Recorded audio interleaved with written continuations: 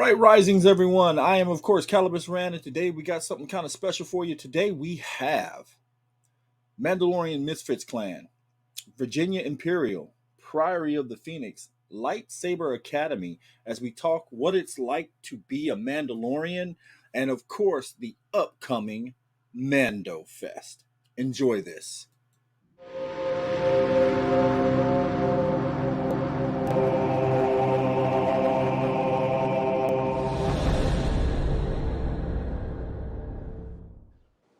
I want to thank everyone for joining us. I am Calibus Rand, co founder of Priory of the Phoenix, and today we have a very special show that we're trying to bring to you. We have with us Clan Misfits, Virginia Imperial, and Sifu Ed Armstrong of Lightsaber Academy. Today we're going to talk, of course, about the Mandalorian experience, and also we're going to touch on something that's been in the air for the last couple of weeks, Mando Fest, which is coming up.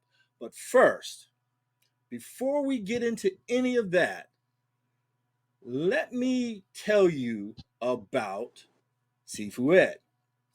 I met this man about 4 years ago coming into my own, trying to figure out where I was going to go into the Star Wars world. And his dojo was giving away this 3-day type pass to come spar and learn about how to wield a lightsaber. Now, I've always been kind of partial to the Han Solo side of Star Wars, but this was something that I was going to do, and I wasn't going to let anything stop me. Just so happened it happened to be on my birthday weekend. So when I go in, I go in and it blew my mind. It was a actual martial arts dojo and it had lightsabers. Since then, I haven't looked back. I owned one and now I have nine. So that was the influence that this man had gotten into me. And it just so happens that The Mandalorian had started to roll out, and I've been a Mandalorian ever since. So that was one of my biggest things. And I wanted to say thank you to you, Sifu Ed, for that. Gentlemen, I want you to introduce yourselves and tell us a little bit about your clans or your pages. And then, of course, what's been going on. So I started the introduction with Sifu Ed. I'm going to take it from him. And then I want to go down to my friends, the Misfits. Rob, you're going to round us out. Sifu Ed. Yes, so it's an honor to be a part of this program that we are collaborating on. I appreciate the to partake in this and the ability to spread the word about Mando Fest and actually learn more about the Mandalorian. So I'm really excited about all of this. I am the co-founder of Light Sword Martial Arts PMA Lightsaber Academy. Since its founding under the Saberation, we expanded and we have done several community events. Since then, my story basically it's a really a simple story. I have found that through engaging in physical activities with lightsabers that I've been able to actually not only improve my own physical health, but assist others in improving their physical health. This was something that was stumbled upon since we've lightsaber lifesavers. And this introduced us into the Star Wars franchise. And as part of the entire process, we've been introduced to so many wonderful people and different organizations and people that are part of the whole fandom family. So it has been a great honor to be able to participate in that and to be able to bring what we say the refining of tradition with regards to our lightsaber academy. So, when we offer the martial arts, what we offer is forms of traditional arts weapon as defined through the application of a lightsaber for its primary function.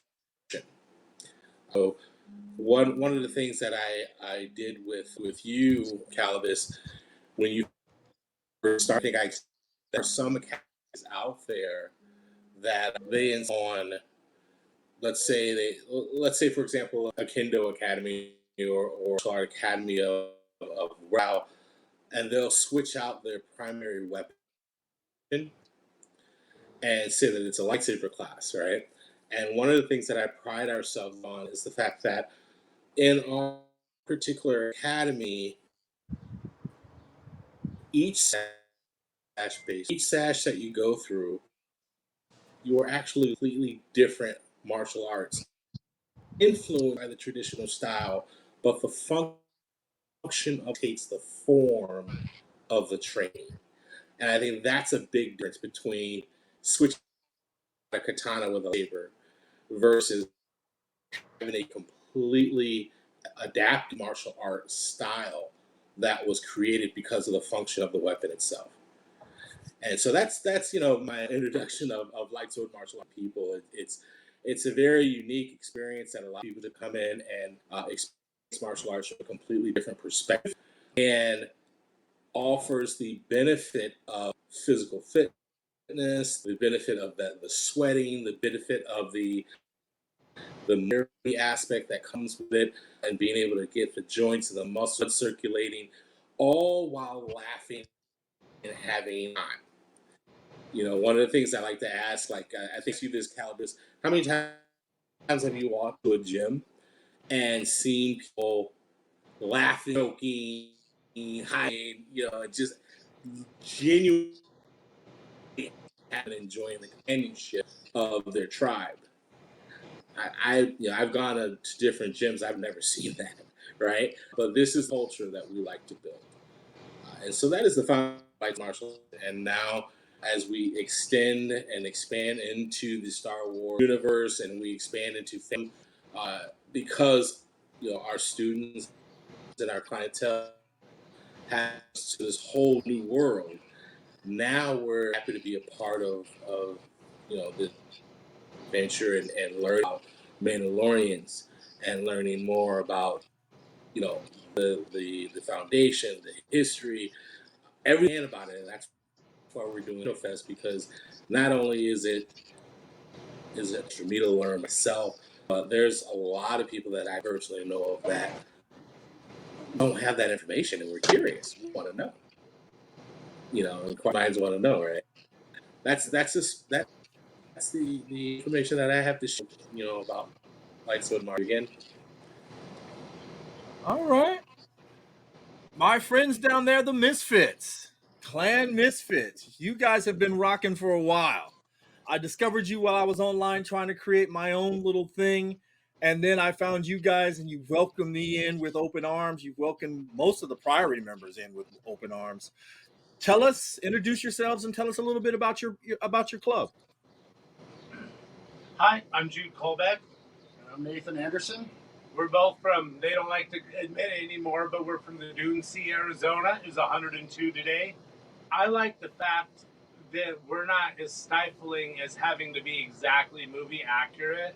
And now that we're seeing it grow in the Star Wars universe, where the Mandos can have lights, where they have different kind of costumes, there's it's just not as, I hate to use the word dogmatic, but I'm gonna, as some of the other groups out there, where we're allowed to play with what we want and be happy with our own gear, our own armor, and not being screen accurate.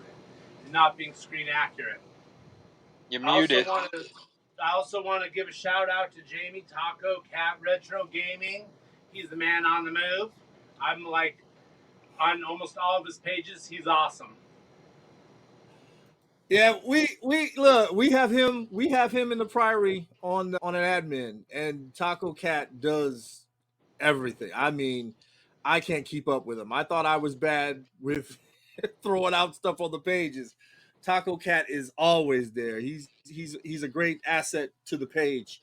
I was saying that that was one of the things that I loved about your group, the fact that you did not have to be screen accurate to be accepted. And so many of us run into that problem that, you know, what, 4 or 5 years ago, not everybody could afford a 3D printer. You know what I mean? Not everybody could get Lucas approved armor and still be, calling yourself a Mandalorian. A lot of the groups kind of put their nose down at us, for trying to do what we love, which was cosplaying as a Mandalorian. Which brings me to you, Rob. Tell us a little bit about you. Hi, I'm Rob. I'm the garrison leader of Imperial Renegade. We started off part of a UK group. Found them; they were a wonderful group that believed that everybody deserves to be in Star Trek, Star Wars, and it doesn't matter how much you spend on it and what you can afford, as long as you're having fun. And we branched off from them and became our own unit. We welcome everybody. We encourage families, kids to join with us. We don't want people to be excluded because of their size, weight, height. They can't afford a $3,000 suit of armor. They want to buy something off the shelf at Halloween. That's perfectly acceptable. As long as you're having fun doing it, that's what matters. It doesn't matter what other people think. It's, are you having fun? Are you people with you having fun? That's all that matters, and that's what our group is all about: getting along with everybody and having fun. Yes, it is. I like that a lot. I love the way you put that together. So let's do this quick. Let's do this. Let's share a few things so everybody knows where everybody is coming from. I think that's kind of important that we do that. We give the little shouts outs to everybody and having their thing. Again, guys, Clan Misfits. I cannot stress enough the warm welcome that you get on their page. They're on Facebook. Over 200, so 2K members. They And that's have, look at just in that. the They have last the year. armor builds. They help you find what you need. They'll tell you where to go and how to do this. They'll share their experiences with you. This is a great page for us Mandalorians that want to have that experience of real camaraderie. I'm telling you, it doesn't get much better than this. Um, this is one of my favorite groups. And the fact that they're willing to share their knowledge and talk to you is a blessing, because there's a lot of other official groups out there that kind of skirt you off to the side because you don't have your stuff together, which I feel is wrong. And all that gatekeeping stuff really needs to go. So we have them, and of course, we got to go ahead and shout out Virginia Imperial. Rob does most of his own stuff, and that was one of the things that I loved about Rob that intrigued me. I was at a couple of conventions.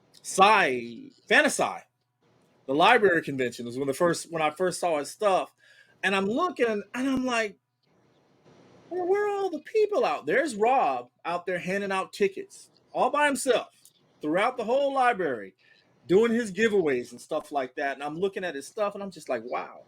And so when I asked him about it, I was like, where are your people at? And he's like, it's just me. It's just me.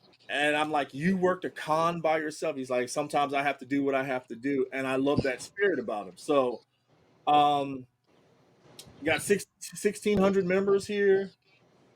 They have a matter of fact, Rob, don't you have a giveaway? Yes, I actually have several giveaways. Gonna Uh, have a few games and stuff that people can win prizes on.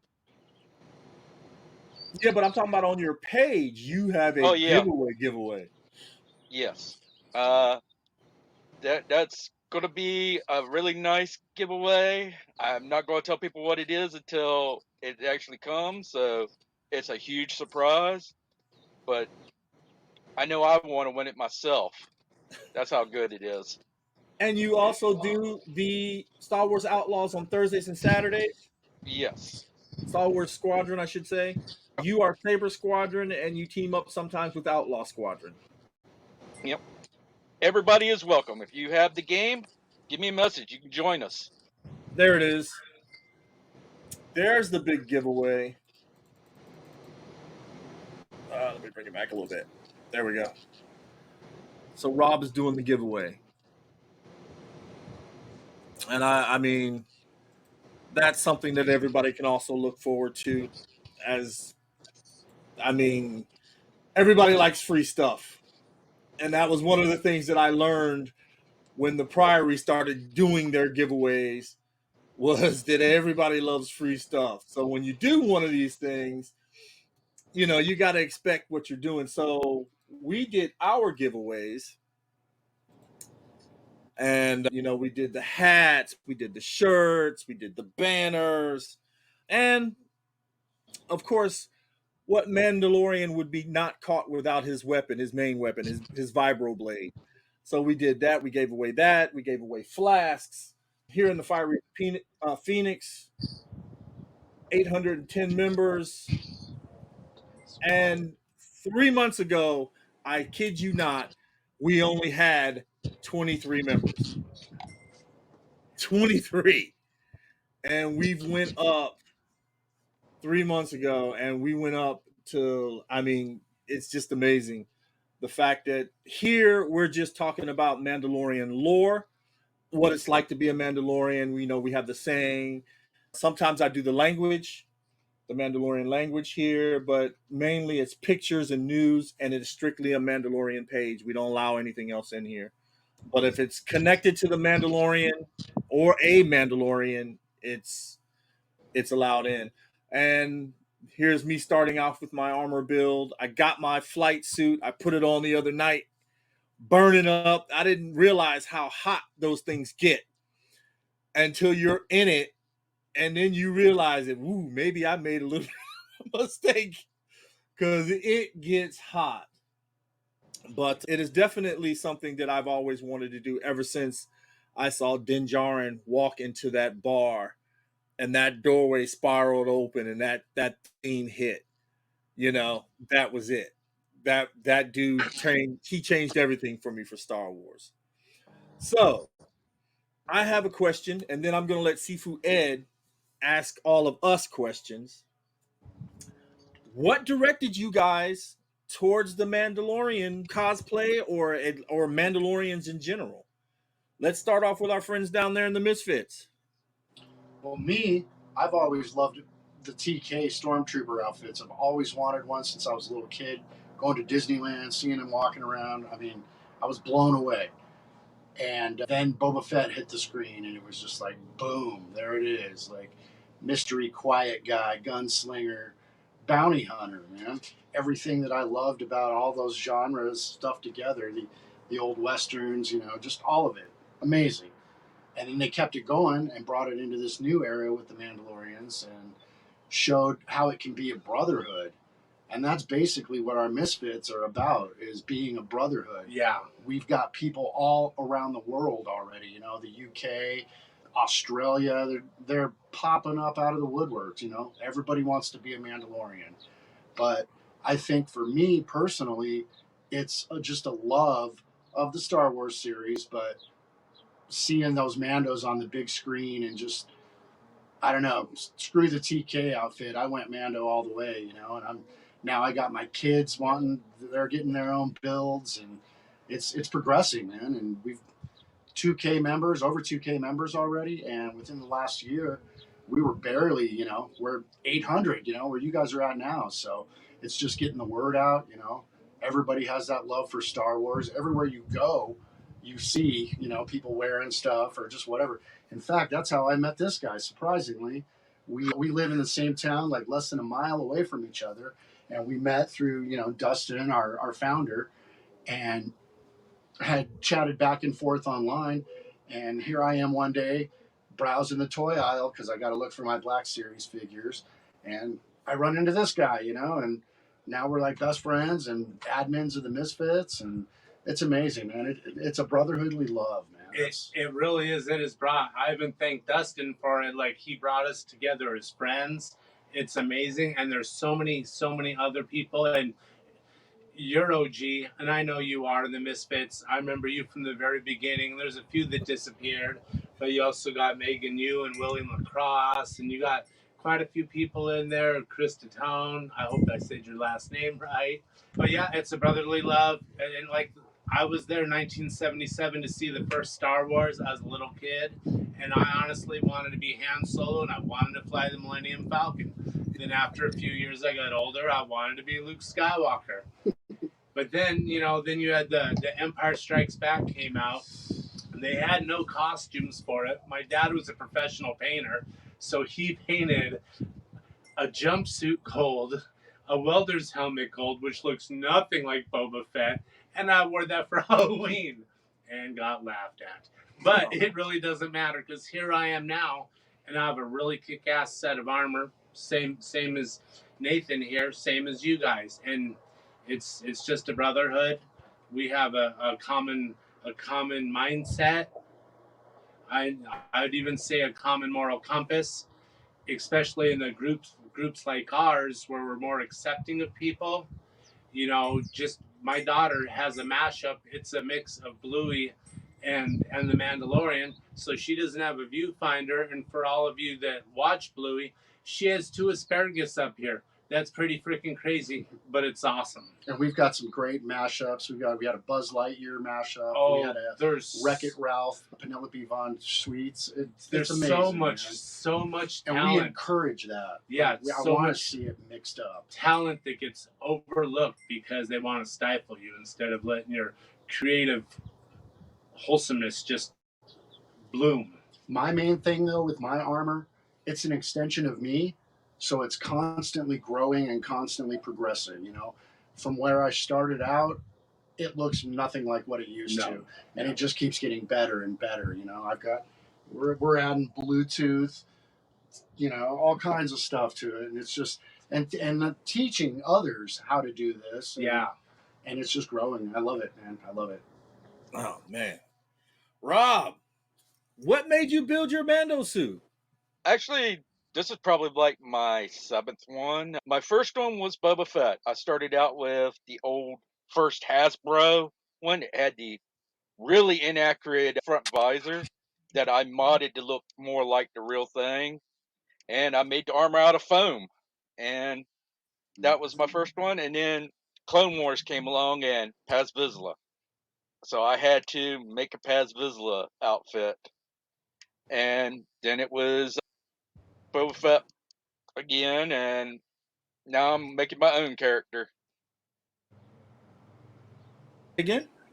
Does your character have a name? No, but he's part of the Fire Breath clan. He's a flamer. That's funny because everybody asks me. They all go, "Well, what's your Mando's name?" And I'm like, Calibus Rand.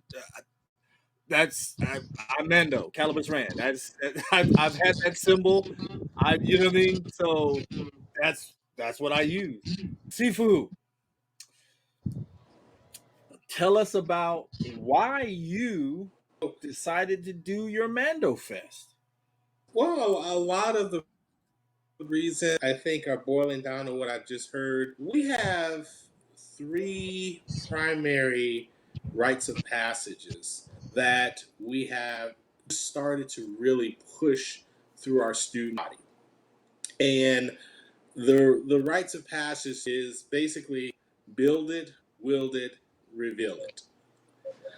And this is a major change to the way our traditional curriculum has gone in the past. The build aspect of our academy from this forward, essentially, and we're launching this to the public at Mando Fest. When we say build it, when you first sign up as a student, your first rite of passage is to build your lightsaber. And we provide that. We provide all tools. We provide everything, the core, the pieces, everything you need at the academy. And as well as, and the lightsaber that you build is the lightsaber that you use in class when you learn how to do the different trainings and techniques, which is where the second rite of passage comes in for wield it, right? So you take that lightsaber that you built and you go through training, you learn how to wield it, and the third rite of passage is reveal it, where you become a mentor to another student. You take on the role of big brother, big sister, and show that you have the ability to pass on that knowledge to someone coming behind you. And this was a rinse and repeat every level. So when you come in as a white sash, you have three rites of passage. When you go to the yellow sash, you have the three rites of passage. When you go to the orange sash and beyond, all the way through black sash, you have these three rites of passage. You're rinsing and repeating. And that's one of the things that I was very in tune with when I heard your guests here from the Misfits, when they were talking about teaching the people, teaching members how to build their armor. I remember seeing certain things in the Mandalorian series of how they took care and on that knowledge and passing on their own quote rites of passage, and having a quest where you have pretty much show that necessary to be a part of their clan or to take on their culture, if you would. That was my translation for seeing. To say that, I was like, that's pretty freaking awesome, right? To build a culture where it's like, all right, you don't have to necessarily follow the quote unquote norm. You have the ability to be creative, and as part of this creativity, we're going to help you grow, expand, and grow that creativity. That's the same thing that I just heard Bob explain as well. Is that he took that creativity. He's like, I took what I had, and I did something beautiful with it, and then I shared it with the world, right? And so that is something that I'm seeing from this Mando culture over and over and over again, and it's inspiring. It's inspiring, and so not do a fest, right? How can you not do something that invites the community to come in and see this type of or community building or bonding, see it with their own eyes, and see how it works, and it's not just something on the silver screen, right? How many times have we heard community leaders talk about that they wish that they could do to help reach out, connect with the youth, or connect with each other, and overcome all of our differences and come together? And we hear it all the time. But how often do we see a group or community that has built it into the very essence of it, right? And that's why we are doing this Mando Fest, and show people that this isn't just a pipe dream. This it may be. You know, how people ask that question: does art imitate life, or does life imitate art? You remember that debate, right? And this is one of those scenarios where some people can look back and be like, oh, well, this is fiction, right? This is fictional. This is not something that lies in the real world. But at the same time, you have a group of people that says this is the world, and they're presenting it to you in a way so that you can understand and embrace it, right? So that's part of you that I see, and did have questions that I wanted to ask. If you don't mind, Calibus, No. I don't mind jumping right into it. So let's start with the Misfits. Now, when I've heard Calibus, I've heard everyone talk about this to their groups, right? And it's one of those things where it's like, be careful what you ask for sometimes, right? Right. So let me ask, your group have grown in number.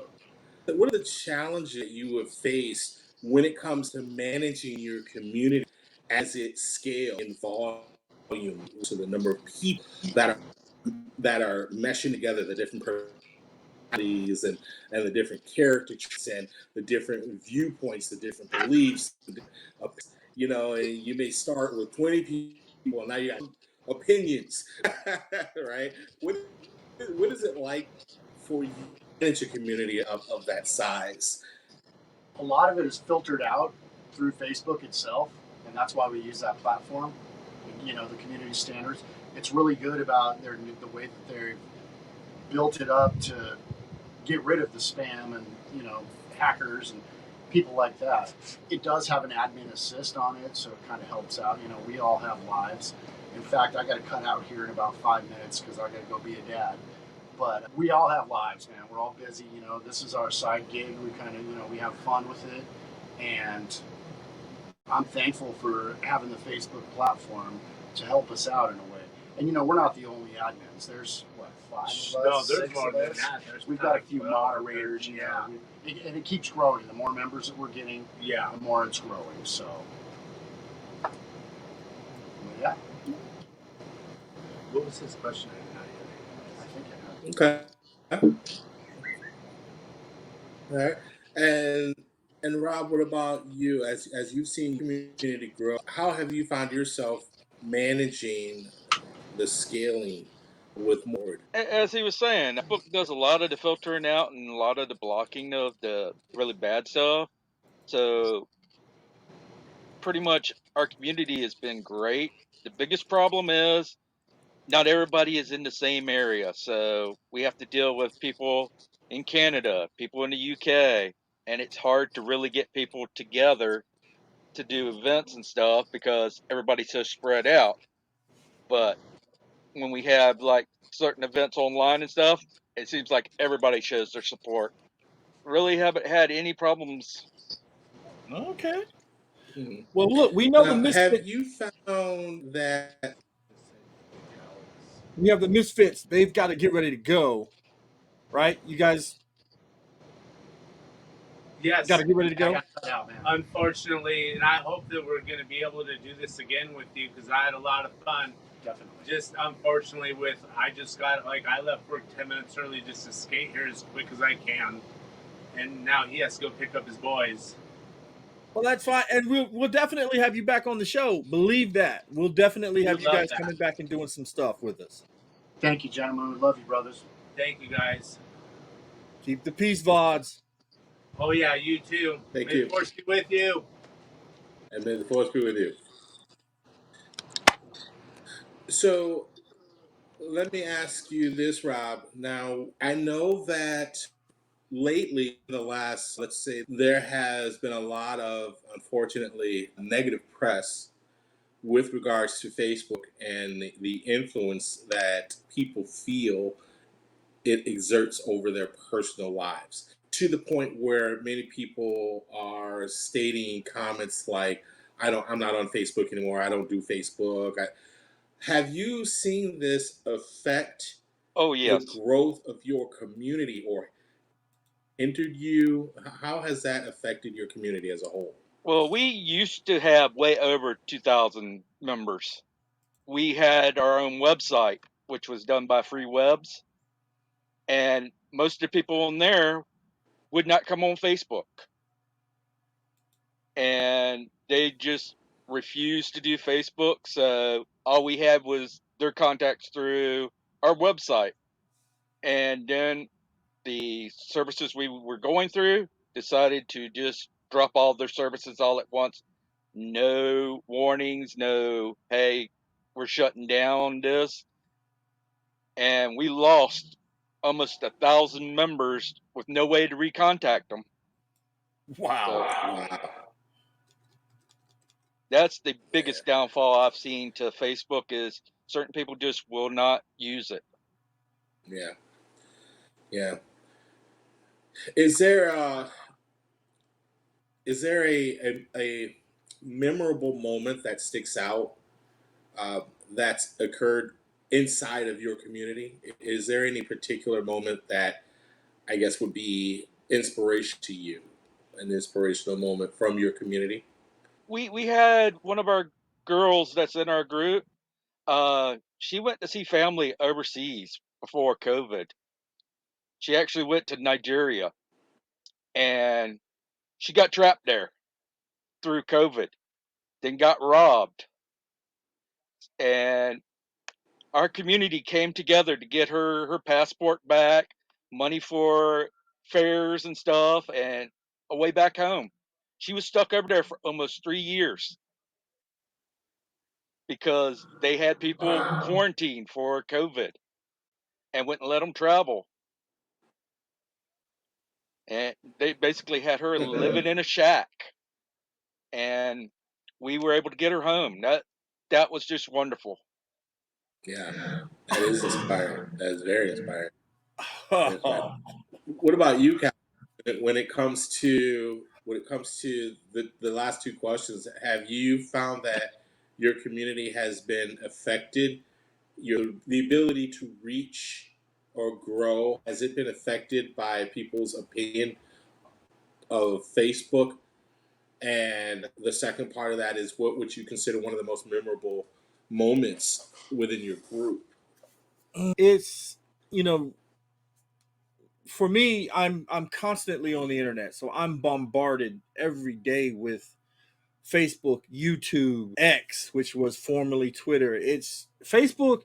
It's been a savior, but it's also been a curse. It really has, because sometimes they will flag your posts for inappropriate things when it's not inappropriate. You know what I mean? It's, you know, if the guy's got a gun, you know, we're Mandalorians. We're gonna have blades. We're gonna have guns. We're gonna, you know what I mean?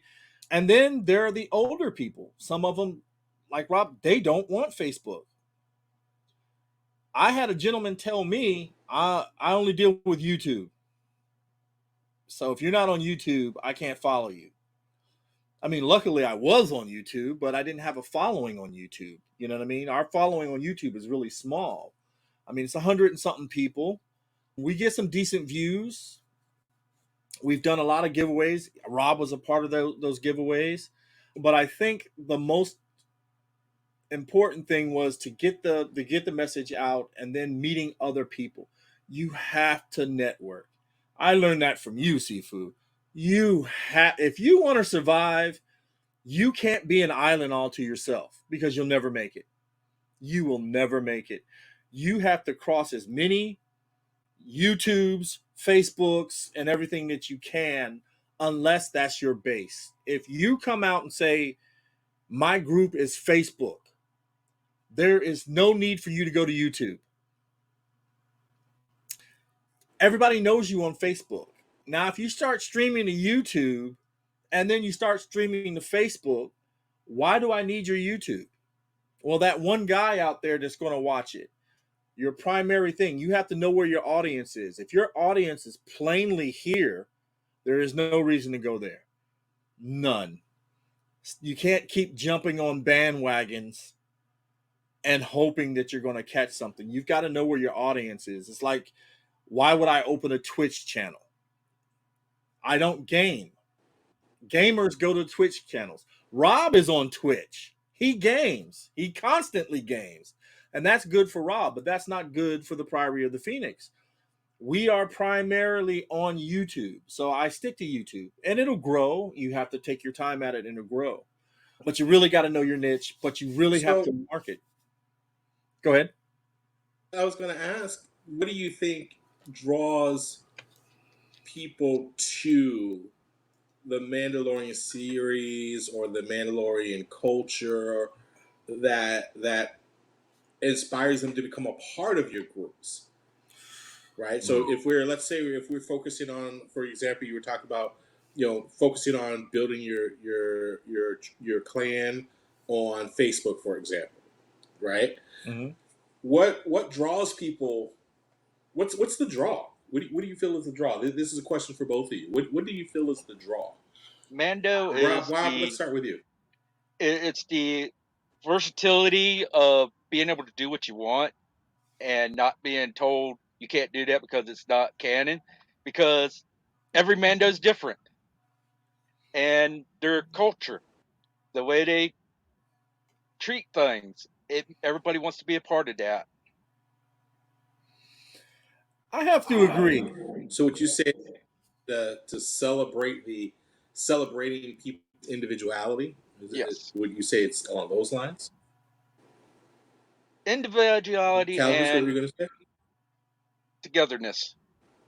You got somebody to watch your So the back. unity. Mm-hmm. Okay, Most Just definitely. perfect, just like perfect. Calibus had problem with his gauntlet, I was right there to offer help with that. And that's kind of a funny thing, because I reached out to the guy who originally did my gauntlets, and unfortunately, he found work that might be shipping him overseas, so he couldn't finish. So I reached out to another friend of mine. He's like, I got you. He sends it off. It gets lost in the mail. I'm on this deadline because, we want to fully deck out for Mando Fest. And my stuff is lost. And Rob is like, bro, I can hook you up. I can do this. And I'm like, he goes, let me give it a shot. And I'm like, okay, cool. What's it gonna take? He goes, I got you. And the guy that got it lost, he's like, I got you. I'm gonna send this back out. He's our armorer for the Priory. And our friendship and our love for this thing goes, just it's about the loyalty. Mandalorians isn't a race. It isn't, It's family. it's a creed, and we take that creed seriously. And you were saying what brings people? It's the weapons. It's the buckets. Even though they're 3D printed, it's the weapons, it's the buckets, it's that whole being mysterious. Not all of You them know are what I 3D mean? printed. Right? I know, right? I mean, My Han Solo blaster's not. I I can't take I it out seen your though. blaster, right? Yours is. I mean, we go through all this thing with Nerf guns, repainting them. Some of us use actual firearms and remodify them so they won't fire and whatnot. But it's that love for that thing. It's just like you gave me that love for lightsabers, and I swear to you, I had no intention of falling in love with doing this stuff. And I take your class, and then you're like, hey, come down here, and there's this tournament. I'm like, I'm not, I don't want to do the tournament thing. Come on down here, da, da, da, da. And I'm watching this thing, and I'm like, I mean, I've got this surge of like, God, I want to get out there. I want to you know what I mean?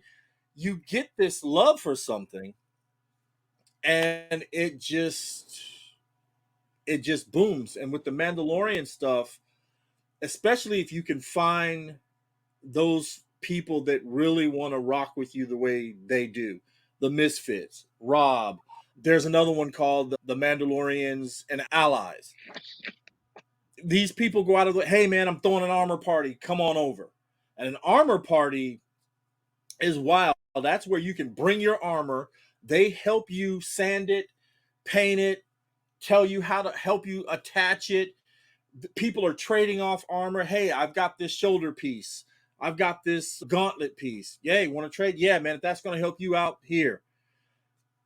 It's a real big community. And Yeah, that's amazing. I've never heard of an armor party. This is the first time I'm hearing about that. An armor party. That's pretty an interesting. armor party, we all get together and we're sitting there, just trading parts. And the older ones, just like you were saying, are teaching the younger. We're passing down that knowledge because we call them foundlings. And we call them the foundlings of the future. We have like a couple of guys that like they'll take their kids and they'll put them in photos. And I'm like, oh, great, another foundling. The foundlings are the future. They're going to take this and then they're going to do this with their kids. And you know what I mean? And it really brings the fandom together, which is something that we don't have. You do it all the time when you're at the dojo. You know what I mean? And you do your sacred circle at the end of it. So no matter how tired you are, when you're around your peers in that sacred circle, and then there you are, how do we fight? With it rallies. It's a warrior's call and it rallies. Absolutely. Yeah, we have found that building that into it, it's one thing to in tradition. Let's look at traditional martial arts where you come together, you do your traditional bow, you leave the mat. But we look at it and we say, if somebody is coming in and they're having experience, and that experience is a learning experience, to not have the opportunity to share what you have learned, to me, it seems like a wasted opportunity. And that has always been the inspiration behind the sacred circle. And so in martial arts is that at the end you come together and it's like, okay, you have sweated, you have endured, you have persevered, you have proven your resolve, you've gone through and trained. What did you learn today? and to be able to share that with your peers, everyone who is in that circle, it also allows other people to either recall and remember things that they had learned in the past, or inspires people who haven't reached that point to be like, oh yeah, no, I can't wait till I get to that. I want to learn that, and so it speaks to both spectrums. It speaks to both spectrums with regards to influence, and when we talk influence, now let me ask, you know, a lot of people have not seen Star Wars, right? And yeah, it's shocking, I know, right? But a lot of people have, millions and millions of people. How would you say that The Mandalorian has influenced the Star Wars universe from, let's say, when the first one came out in the 70s to now? We have this whole Mandalorian series. Was it necessary? Do you think this series has had an impact on the Star Wars universe as a whole? I do. Rob, Sadly, I would start. I would start. I would wait because Calibers, I know you go. You got an answer for that. Rob, go ahead. They showed that there could be badasses in the Star Wars galaxy. That's the biggest thing, is that they showed that there's people out there that take charge and get the job done. And when you that viewpoint and you bring it off screen, let's start with, let's say, the cosplay community. How does that translate? How does that translate to the cosplay community? How does that translate to the community in general? It gives people more confidence, especially when they're wearing a bucket on their head. You could take the Mhm. shyest person and put them in a Mando outfit, and they become the biggest, baddest person in the room and the friendliest. Mhm. Awesome, awesome. What about Calibus? What do you say? How do you think the Mandalorian has influenced the Star Wars universe, and how does that translate to the cosplay community? It it it brought me back to Star Wars. I really didn't have much of an interest, especially, the new Star Wars movie comes out, Force Awakens, PlayStation 4 launches with that. I get the bundle, I get my Darth Vader PlayStation, and the movie kind of left me flat. But then The Mandalorian comes along, and, that opening scene, I'll never forget that opening scene. That opening scene was like no other. I go to work at 4 in the morning. At 3 in the morning, I'm up getting ready for work, and I'm watching The Mandalorian as I'm brushing my teeth, getting myself together at 3 in the morning to watch a show that I have to subscribe to watch this thing. And the first 2 seasons changed Star Wars for the better.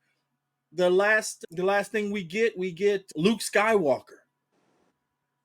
We get Luke back, and everybody loses their mind. And then season 3 hits, and we take a nosedive. And although it ended on a great note for me as a Mandalorian fan, I'm like, please just don't do any more. Just end it here. I'll suffer through season 3 to keep that integrity. Just leave it alone. And, we get all the other shows, but everybody likes being a Mandalorian. It's just like Rob said. When you put that bucket on, it's like being a superhero. Once you put that on and nobody can see who you are, you can be anybody. And Mandalorians they're the Klingons of Star Wars. They're the elite warriors. They take on the Jedi. They adapted to fight the Jedi. That's why they have the Beskar armor. That's why they have the rope, the flamethrower, all this to fight Jedi. That's just cool. You know what I mean? That's just utterly cool. You don't have any other, you know, Star Wars race out there um that take on Jedi. You got the Sith, but now you got a guy that they don't generally use lightsabers, but you have another group of people out there that can take on Jedi and not afraid to. What more could you want? You know, everybody wants to be a man. What? Right, right. So what advice would you give someone starting out in their, let's say they're starting out with their first cosplay, right? And they want to start pulling together the materials to build their armor. What advice would you give someone that has just they made the decision and they're sitting there and they're looking in the mirror and they're saying, now what? Start out small and don't let anybody put you down on what you're doing. Enjoy what you're doing. If you this is all you can afford, that's all you can afford. Get it and be happy with it. Don't let somebody tell you you need to buy this or you ain't worth doing this. Totally agree. I've been working on mine for the last almost 4 years. I've gone from bike armor to having several pieces of armor lying around here to finally getting a flight suit, the right flight suit, having it altered twice because I'm a bigger guy. I just it takes time. And here's the bad part about it. Once you get this one basic look down, you're always going to see something or you're always going to want to change something. The Misfits, the guy said he had Bluetooth in his helmet. I sat there. The moment he said that, I looked at my helmet and I was like, I need Bluetooth. No. No. Bluetooth is a nightmare in a helmet. You know, well, just like the fans, I would think too. You know what I mean? Because you already have it adjusted, so now you got to readjust how Actually, you I've want to come do up with a new thing instead of using the fans. I found portable fish tank pumps, it. Yeah, hoses. You can run them up through and basically put them anywhere you want. that's not a bad idea. And you don't have a fan in there. You got to worry about catching stuff. So there's all kinds of things. But I remember how my heart was broken though, and I went to a specific group, and immediately they were like, "Well, you should try for the heavier armor because because of your body type," and that stuck with me. I've actually had one group from a rebel side of Lucasfilms approved people tell me that I needed to be Lando Calrissian, and I said no, I want to be Han Solo. Well, you really don't kind of, but you look more like Lando. What? No, no. And that's just I like, want the Carillion blood stripe pants, the suit, and the guy really tried to dissuade me because he had his own little setup and he wanted that Lando Calrissian in there. yep, And that's just wrong. Just like telling someone they don't have the body shape to do something. Rob that's has a what you mean. story on that. You know what I Yep. mean? I started out as Dingar. I was a officially approved Dingar. And I wanted to do a TIE pilot because I've always thought TIE pilots had the coolest armor of everybody. And they're a pilot. They get to fly TIE fighters. I want to be that.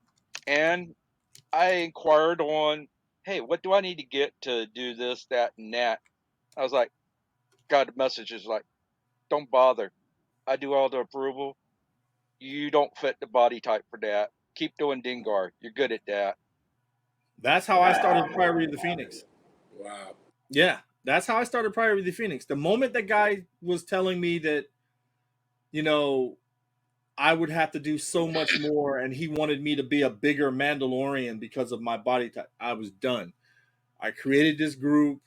I went through, like I said, motorcycle armor. Actually, I got a couple of pictures of them holding my lightsaber because I had already met you, Sifu, and I already had my lightsaber. So I was doing all kinds of things, and then I got the Mando bucket from GameStop, and now I've just about got a complete set of armor, which still blows my mind because I look at it and I still can't believe it's all here. It's not sanded and painted, but it's all here. The only thing I'm missing is a The back. rewards of perseverance and persistence. Definitely. So let me ask you this. Let me ask you this. Where do both of you see your group, let's say, in the next 5 years? And what trends or changes do you anticipate occurring in the cosplay community? And how will that affect the Mandalorian culture? Well, I'm expecting to get our website back up and running so our group can grow big again. But cosplays wise, it all depends on Disney. Uh, they're really going to determine whether people want to cosplay or not. And if they don't change the way they're doing, we may see a decline. But there'll still always be people out there that loves Star Wars and will want to cosplay, but you may see a decline in it. That's What yeah, about you, Cal? What do you say? yeah. He's right. The restrictions. Disney used to love not Disney. Lucasfilm used to love for the fans to do these things before Disney came along and bought it, and then they started regulating a lot of stuff. Even with the fan films, you can't put the word Star Wars on your fan film. Now, don't get me wrong, you shouldn't be trying to profit from somebody else's work anyway. So, but a lot of the fans do it for the love of the fandom. It's not like they're out here trying to make a dollar off of George Lucas's work. You know what I mean? But when you start putting a lot of the restrictions, and then unfortunately, your series aren't, I don't want to say good, because some people enjoy some of the new stuff that Disney has done. You know what I mean? I love The Mandalorian. I kind of like Boba Fett.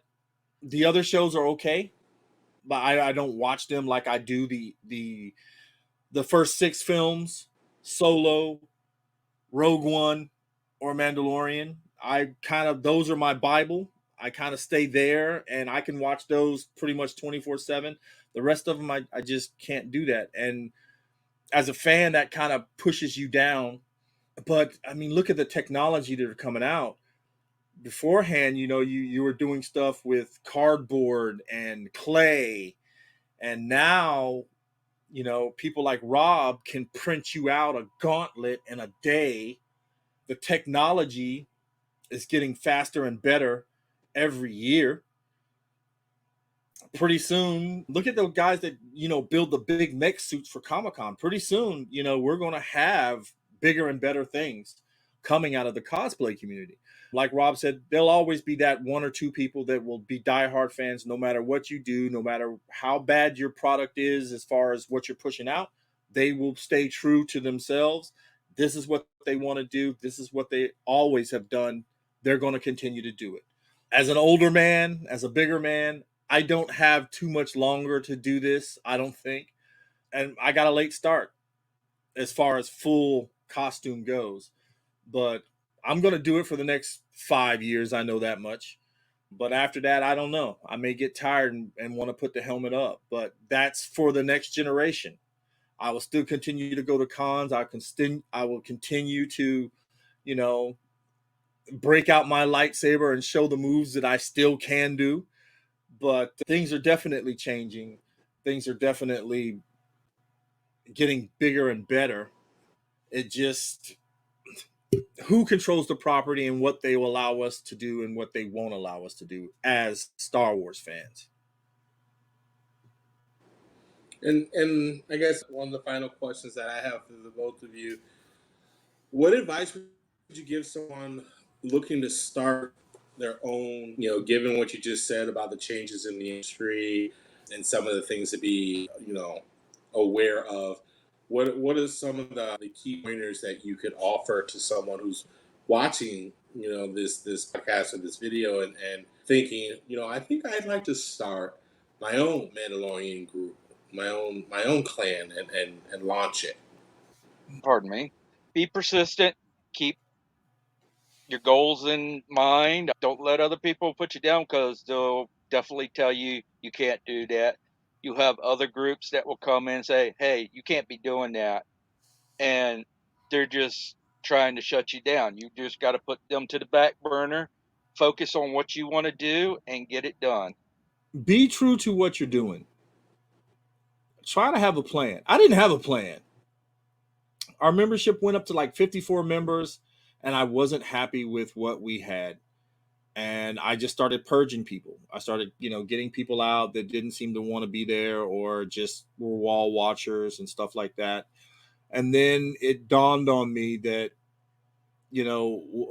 what kind of page do I have and what kind of club do I think I'm running?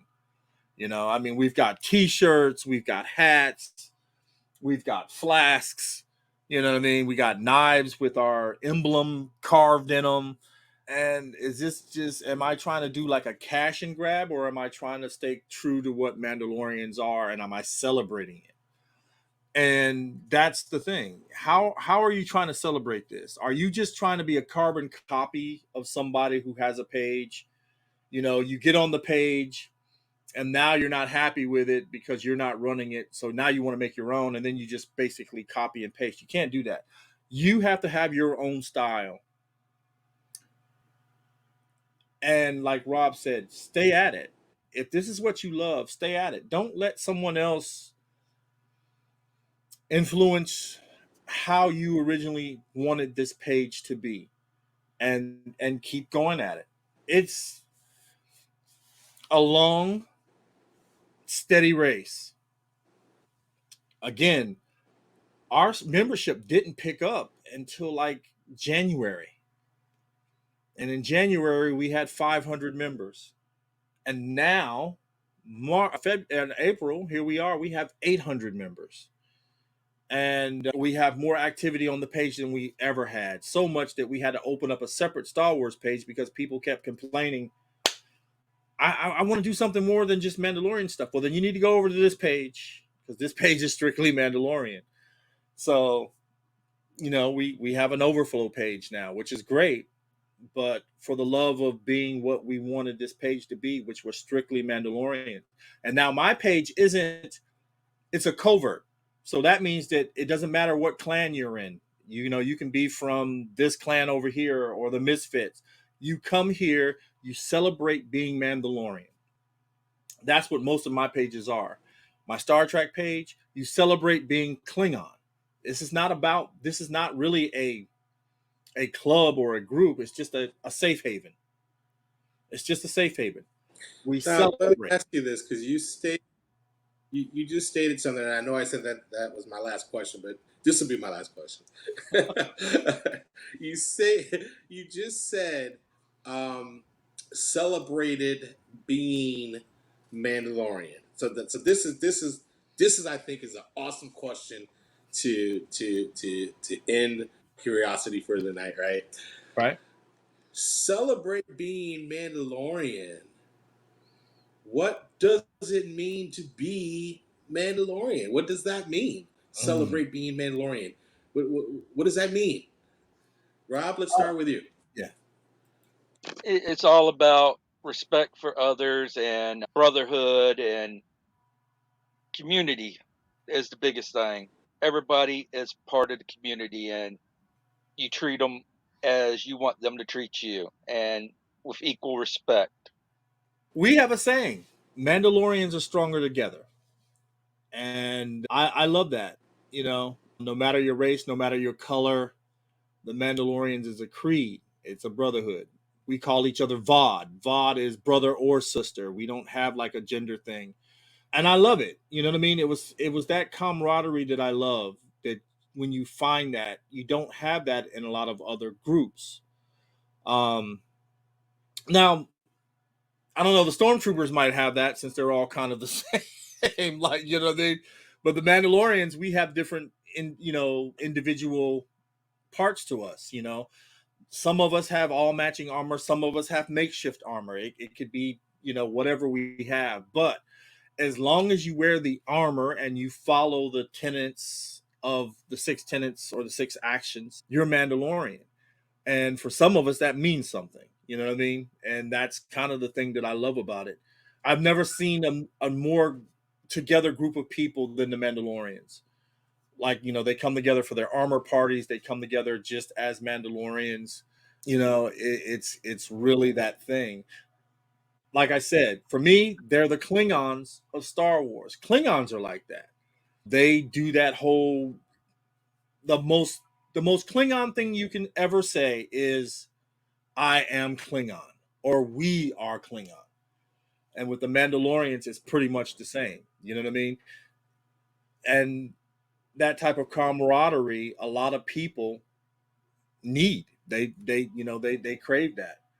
And you look pretty badass when you're holding your rifle or your gun. I think the most impressive thing I've ever seen at one point was when I saw the 501st Stormtroopers come in. But then one day I saw a group of Mandalorians, and it was on YouTube, come down an escalator and march through. Hands down, there's no real contest there. The weaponry, just the way they look, and don't get me wrong, intimidation factor with the white stormtroopers, they look great. They look crisp, they look clean. But here you got some dirty grunts coming down here, all of them marching. And then you'll see like a little med tech in the back and she or he's got a weapon as well. Nothing like it. Nothing like it. Awesome. And don't forget the capes on the Well, side Calvin, too. on his accent, I just want to say, thank you for allowing me to be a part of this discussion and opening doors to the Mando culture. I really appreciate that. I'm really looking forward to Mando Fest and being able to share all of this with the community as a whole. So some of the features that we're going to be doing at Mando Fest, again, we're going to be celebrating obviously the grand opening of the new Lightsaber Academy in Norfolk, Virginia. But we're also at the same time going to be having activities where you can build your own lightsaber. We're going to have activities where you can take a lightsaber combat class, an intro class where you can learn how to wield that lightsaber. But then we have partnered for this event, we have joined forces with the 757 Mission Laser Tag, which happens to be our next door neighbor. We share the building together. And with Mission Laser Tag, they have offered their facility for various interactive Mando activities. So we have Mando Alley, where we have the Mandos actually in a literal alley type scenario where you will be shooting the laser tag gun and the Mandos will be shooting back at you their laser tag gun, and we're going to see who's got aim, right? Who's going to hit this thing, right? And that's just to warm up. And that the Mando Alley is free to the public, free to the community, interactive activity where you can practice your skills.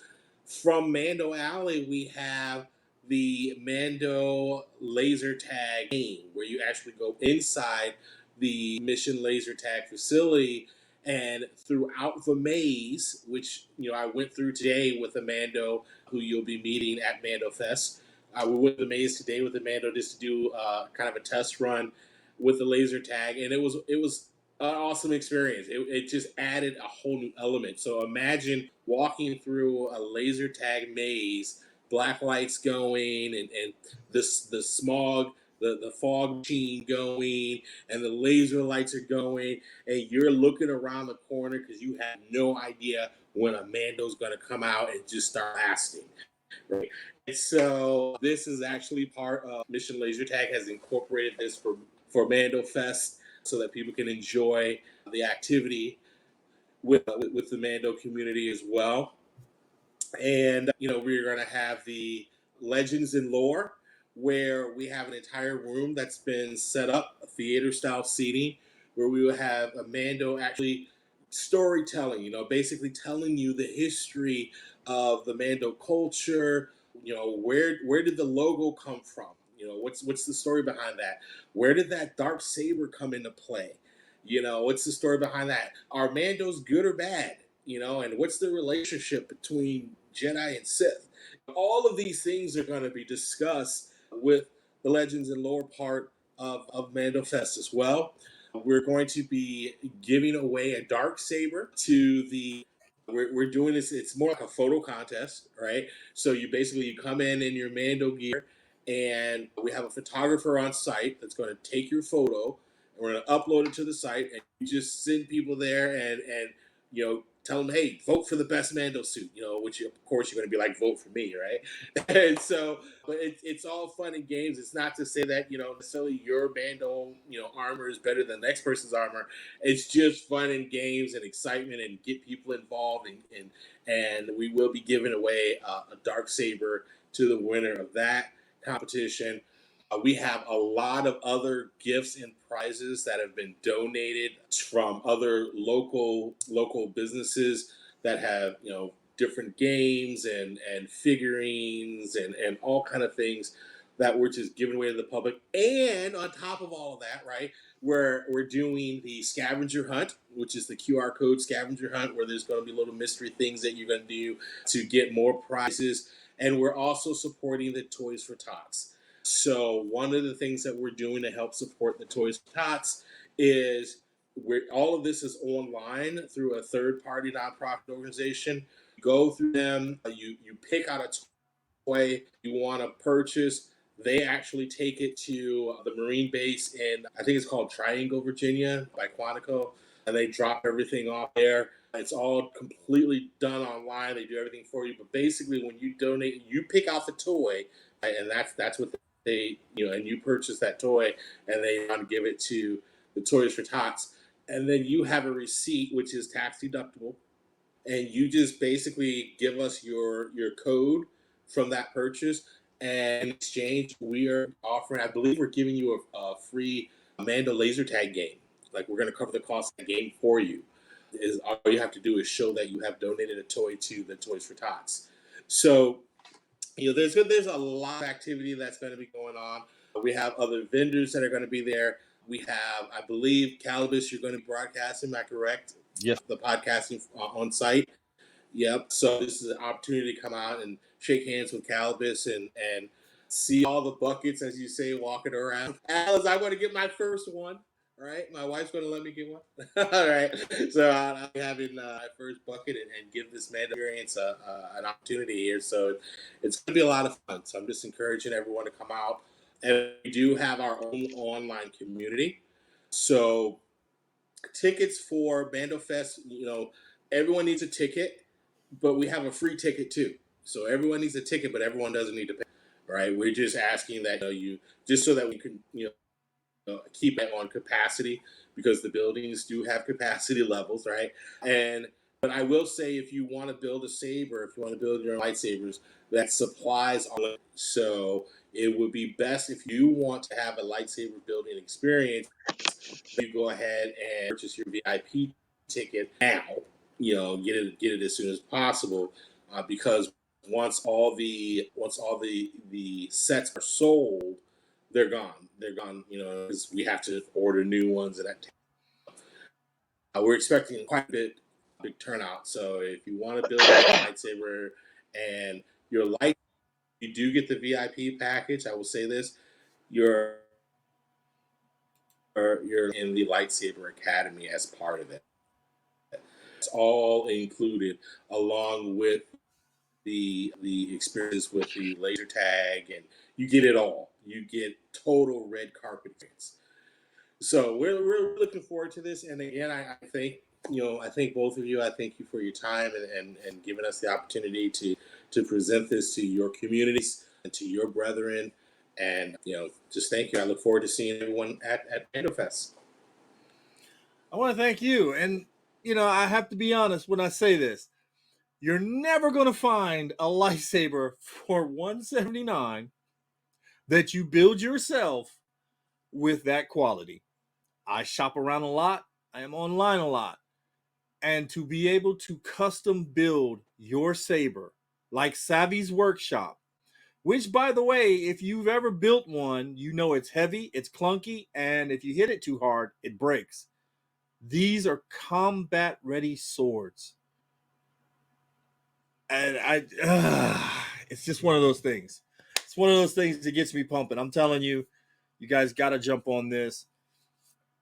Thank you guys for both, coming on here and telling us all this. I mean, this was just a blast to do. The Misfits said they hope they can come back and do a show, so we'll probably try to have them back on here, as well as you, Sifu. Anytime you want to join us on for a show, you're more than welcome.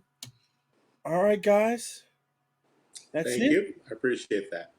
And I'll leave you with what I always leave you with.